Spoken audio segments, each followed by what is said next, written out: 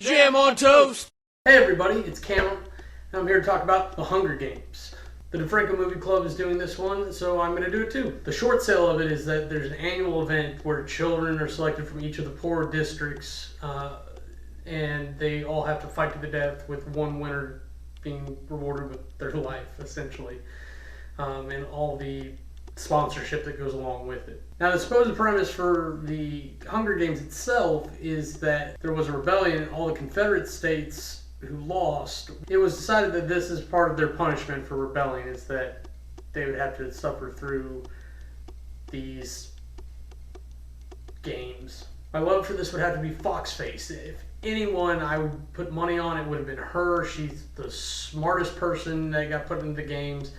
And it doesn't help that she's a cute redhead. Her name is Jacqueline Emerson. She's got a CD. It's decent in the least. I hate it would have to be that they've got technology capable of creating like holographic monsters, but they can't figure out how to make an infrastructure to feed and try to make life generally acceptable for most people, instead of some people having to go out and hunt squirrels on a daily basis just to get by. The MVP of this movie by far was Jennifer Lawrence as Katniss, the lead character. You end up caring about her character throughout the movie, and you follow her. Jennifer Lawrence does a wonderful job portraying the character, as far as I can tell, and she makes you invested in the story. Alright, now let's move on to the categories. First category is, of course, aesthetics. The movie was beautifully shot. They did great special effects when they needed them.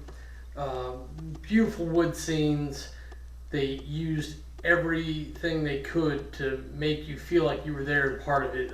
When Katniss is all drugged out on hornet stings and looking up at the other characters, and it really sold it to you. The thing with Peeta where he's painted and molded stuff onto him, still a little unfeasible how that happened, but it looked good. I'd say Stakes gets a 90. Character development. They did this perfectly. Most of the character development is done by throwing them into horrible situations and watching how they react. But wow, did it really come through. You see who people's priorities are, and who they're willing to stick with, as long as they're willing to stick with, and what they're willing to do to survive. From Katniss, who we follow almost the entire movie, to Foxface, who we don't see but like 4 times the whole movie almost. And she has a personality that you can derive just from what they show you as her reactions to this horrible, horrible thing that's happening to him. Character development for me gets an 85. The storyline gets hurt a little bit because the entire premise of doing this is insane.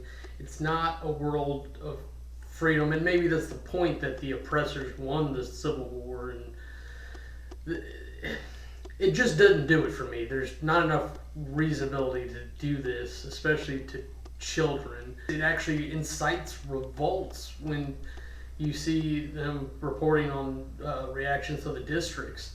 They're starting to get fed up with it, and they should be. There's no reason you should stand alive again and allow this to happen. It's ridiculous.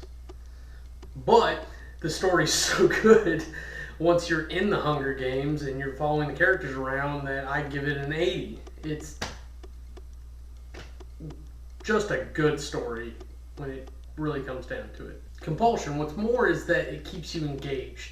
You're waiting to see what's going to happen next, what they can pull out of their hats, how the game masters are going to try to instigate with all these characters. And they do that too, and they bring it along all the way to the end where they threaten to commit double suicide and give no winner. Compulsion for me gets an 80. Now, if we total everything up, that gives us an average of 82.5. For my wrap-up review, I recommend it. It's a good movie. I'm sorry if you don't like it, but it is a good movie. It's well written, it's well produced, and it's got great actors to fulfill the scenes.